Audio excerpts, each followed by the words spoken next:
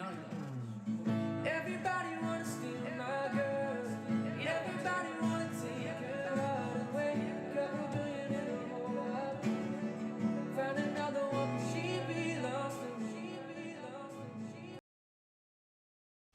Ay, yura, tita ng sikat na aktres na si B ay boto sa relasyon nila ni D. First time kasing makita ni tita ni B itong si D sa personal at nagustuhan niya daw ito agad dahil mabait at marespeto at matured daw talaga ang aktor.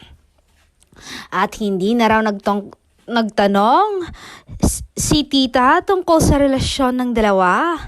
Dahil magka-holding hands daw sila nang dumating. Say pa daw ni tita ni B, mas okay na daw si D dahil mas mature na at seryoso na.